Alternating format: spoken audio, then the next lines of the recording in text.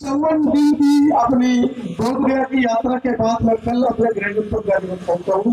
कितने साथी हैं जो समता आवाज टीवी को देखते हो? धन्यवाद आपका, आपने मेरी ऊर्जा अफजाई की। मुझे लगा कि कुछ कमी हाथ कर रही है। मैंने बताया कि 54 दिन बोध गया की यात्रा क्या कर रहा है। बोध गया में 54 दिन किस चीज को पता है? बोध गया आंदोलन जो चल रहा है, और मुझे खेद है इस मंच से बाबा साहब की अंतिम शिक्षा बोध उनकी ले लो दिशा हमारे किसी भी वक्ता ने एक शब्द उसके ऊपर नहीं दिया।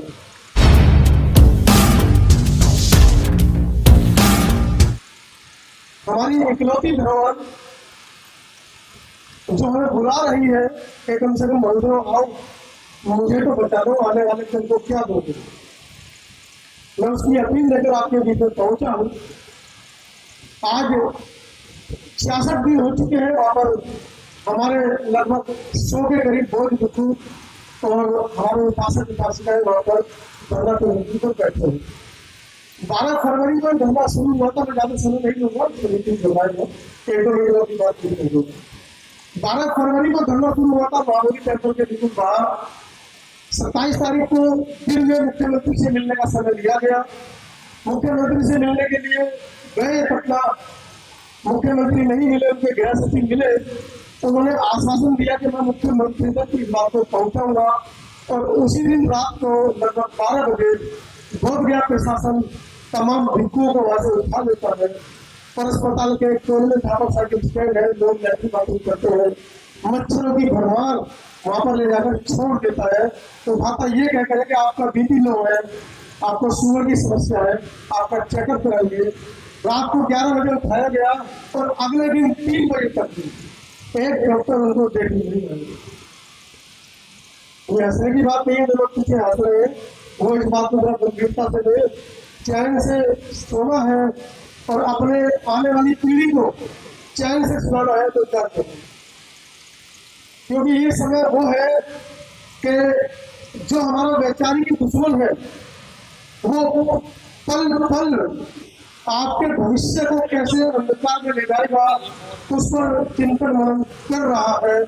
और हम लोग बाबा साहब की जयंती एक दिन मनाकर और 6 दिसंबर एक दिन मनाकर शांत हो जाते हैं। हमें अपने अंतर्मन में झांकना होगा। मैं आप लोगों को नहीं बता रहा हूँ, लेकिन किसी भी वजह से अगर आप लोगों तक सूचनाएं नहीं पहुंच पा रही है तो कम से कम यहाँ से जाने के बाद इस पर पुनर्विचार करें।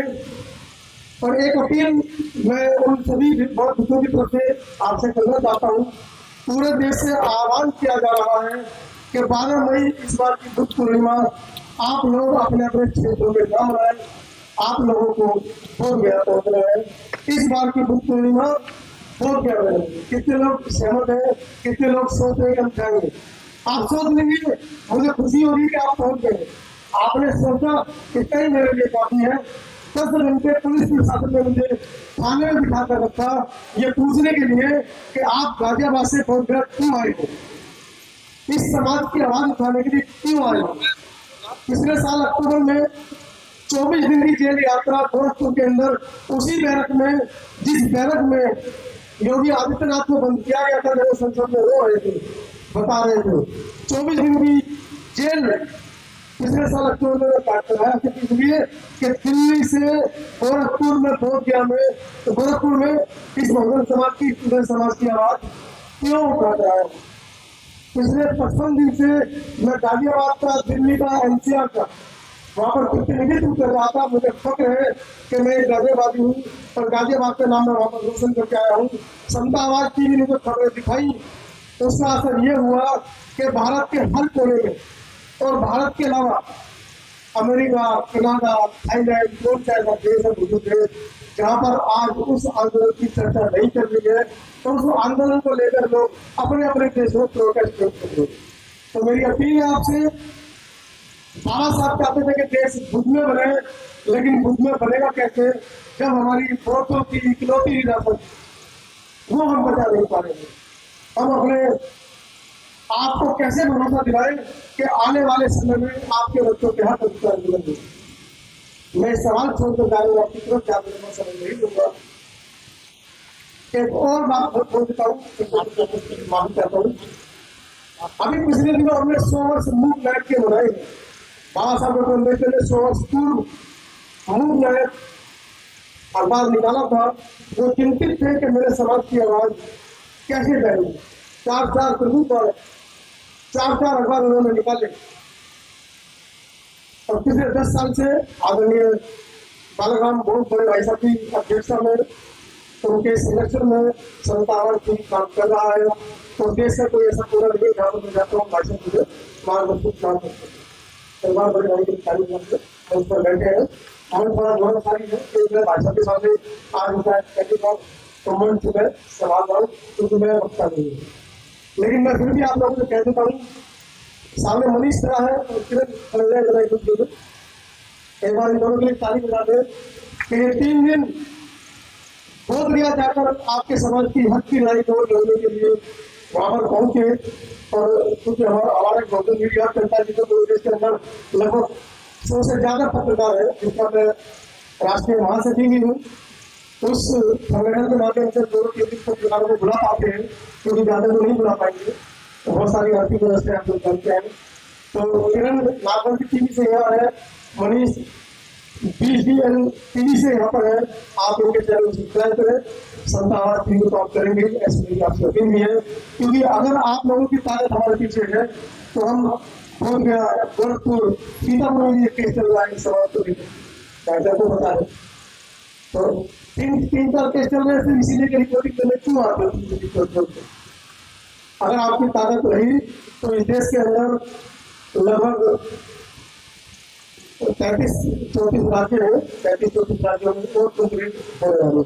लेकिन अगर ताकत को हमारे पीछे बनाए रखिए, हम आपकी फूलों का प्रसारण बंद करेंगे। धन्यवाद।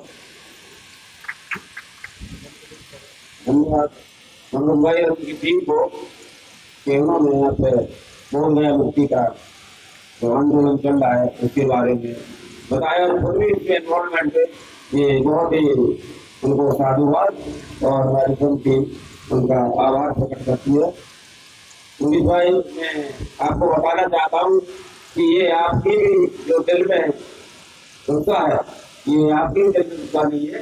ये हमारे यहाँ पे समाज बैठा हुआ है, ये सभी की दिल में गुस्सा है। ये बोध गया मुक्ति का जो मामला तो है कि नहीं साथियों? तो साथियों, यहाँ पर ऐसी बात नहीं है। यहाँ पर रोज हम 20-25-30 लोग यहाँ प्रांगण में बैठते हैं, डेली की बात है और इस पर डिस्कस होता है। मैं आपको विश्वास दिलाना चाहता हूँ, आप यंग ब्रिगेड हैं और हम जो भी सहायता होगी हम आपका साथ देंगे। तो ऐसी कोई बात नहीं। इसी कड़ी में साथियों, ये जो हमारी महिला मंडल है उन्होंने 2100 रुपये अपने इसमें से हमारे बुद्ध विकास के कार्य के लिए दान दिया है। मैं उनका बहुत आभार प्रकट करता हूँ।